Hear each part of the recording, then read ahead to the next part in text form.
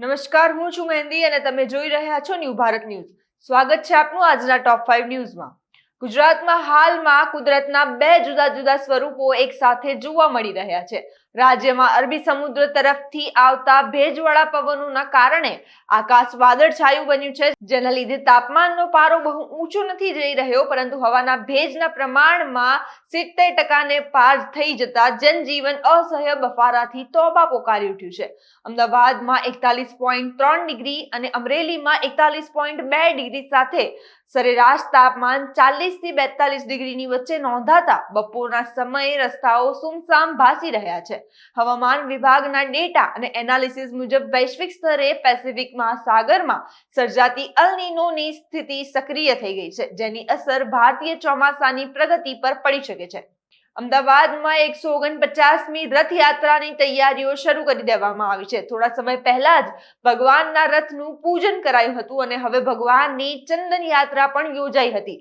ત્યારબાદ ભગવાનના મામેરા માટે યજમાન પણ નક્કી થઈ ગયા છે. હવે રથયાત્રા માટે તંત્ર સજ્જ થઈ ગયું છે. રથયાત્રામાં રૂટના વિકાસ કાર્યનું 95% કામ પૂર્ણ થઈ ગયું હોવાની વિગતો સામે આવી છે. રથયાત્રા પહેલા જ ભગવાન જગન્નાથના દર્શન માટે મંદિરમાં ભક્તોની ભીડ જામી છે. અમદાવાદમાં 149મી રથયાત્રા માટે તંત્ર દ્વારા 95% કામગીરી પૂર્ણ કરી દેવામાં આવી છે. રૂટના વિકાસ કાર્યનું 95% કામ પૂર્ણ થઈ ગયું છે. મંદિરની આસપાસ વિશાળ પ્લાઝા અને લાઇટિંગ લગાવવામાં આવશે.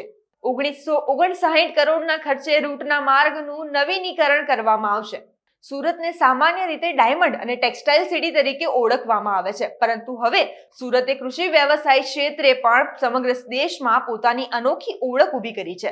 ગુજરાત સરકારના કૃષિ અને સહકાર વિભાગના લેટેસ્ટ ઓડિટ રિપોર્ટ અનુસાર સુરત એપીએમસીએ રાજ્યની અન્ય તમામ 224 બજાર સમિતિઓને પછાડીને સતત ત્રીજા વર્ષે નંબર 1 સ્થાન હાસિલ કર્યું છે.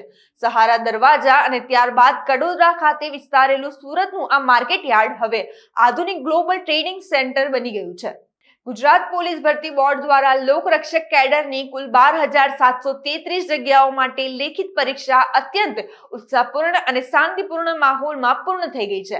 અગાઉ યોજાયેલી શારીરિક કસોટીમાં પણ ઉત્તીર્ણ થયેલા કુલ 2,63,345 ઉમેદવારો આ મેગા લેખિત પરીક્ષા માટે ક્વોલિફાય થયા હતા, જેઓએ આજે અમદાવાદ, વડોદરા, સુરત અને રાજકોટ સહિતના મુખ્ય શહેરોની 849 જેટલી શાળા કોલેજોમાં પોતાનું નસીબ અજમાવ્યું છે. પશ્ચિમ રેલવેના અમદાવાદ ડિવિઝન દ્વારા અમદાવાદના કાલુપુર રેલવે સ્ટેશન રીડેવલપમેન્ટ સહિત અલગ અલગ પ્રોજેક્ટ કરવામાં આવી રહ્યા છે. રેલવે દ્વારા ઓવરબ્રિજ અને અંડરબ્રિજ પણ બનાવવામાં આવી રહ્યા છે, ત્યારે બાકી કામો ઝડપથી પૂર્ણ થયા અને રેલવે સ્ટેશનની કામગીરી કેટલી પ્રગતિ થઈ છે તેની સમીક્ષા કરવા માટે નવનિયુક્ત mayor Hitesh Barot, standing chairman Kamlesh Patel, Ahmedabad પશ્ચિમ લોકસભાના સંસદ દિનેશ મકવાણા અને ધારાસભ્ય કૌશિક જૈન દ્વારા અમદાવાદ ડીઆરએમ અને ઉચ્ચ અધિકારીઓ સાથે બેઠક કરવામાં આવી હતી. ટોપ 5 ન્યૂઝમાં આજ માટે બસ આટલું જ. આવા જ સમાચાર માટે જોડાયેલા રહો ન્યૂ ભારત ન્યૂઝ સાથે. નમસ્કાર.